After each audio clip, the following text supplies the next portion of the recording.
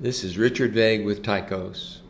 You've heard by now that the Supreme Court ruled in June against President Joe Biden's student loan forgiveness plan, which would have provided up to $20,000 in loan relief to over 20 million of the 43.6 million federal student loan borrowers, wiping away an estimated $430 billion in student debt.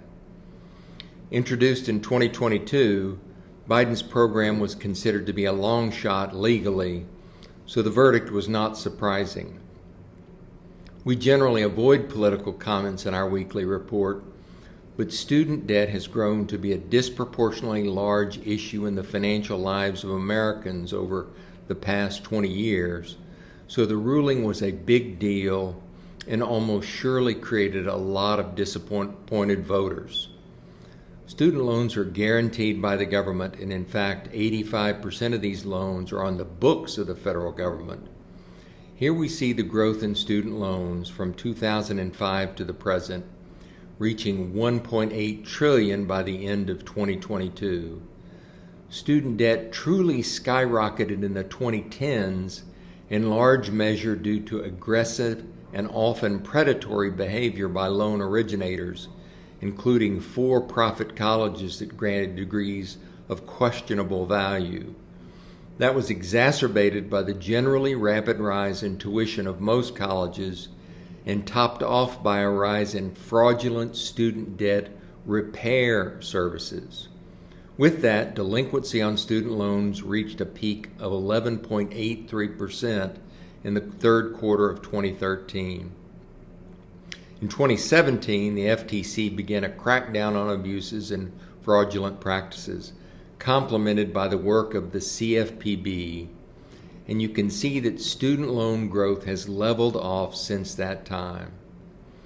Then came COVID, when payments and interest accrual on student loans were paused by the Trump administration and Congress in March of 2020 and have remained in that status for more than 3 years. Given the end of the COVID emergency and the Supreme Court ruling, interest accruals on these loans will resume in September and payments will be due again in October.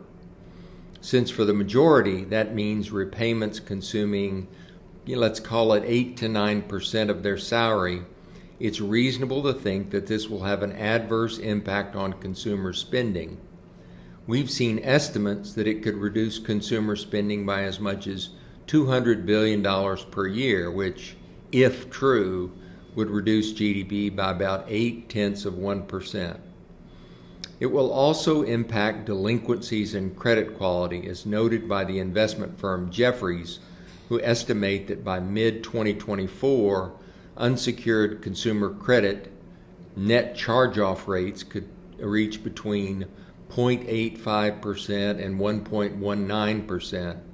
That would be up from an estimated 0.62% to 0.98% under a scenario in which debt forgiveness was enacted.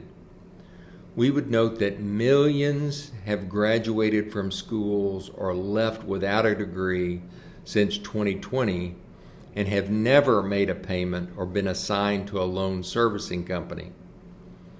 So what will the Biden administration do now? First and foremost, it will try to expand income-driven repayment plans. The new SAVE plan that will replace the existing REPAY plan will cut payments to zero for borrowers making $32,800 or less a year. The Department of Education estimates it will save all other borrowers at least $1,000 a year, though the department has just a few months to implement and communicate the new plan. Further, for 1 year beginning on October 1st, borrowers who miss payments won't be referred to collections agencies, reported to credit bureaus, or put in default. These changes reduce the payment caps from 10% to 5% of discretionary income, as well as raise the discretionary income threshold, potentially cutting borrowers' monthly payments by half. Also, the path to loan forgiveness was shortened by half, from 20 to 10 years, for borrowers with an original balance of $12,000 or less. The administration will also now pursue a different legal angle to pursue debt cancellation using the Higher Education Act instead of what they had used, which was struck down under the HEROES Act, though this avenue has even more remote chance of success. In any event, whether you supported the Biden plan or not, the impact of this decision, both economically and politically, bears careful watching. That's it for this week. Thanks.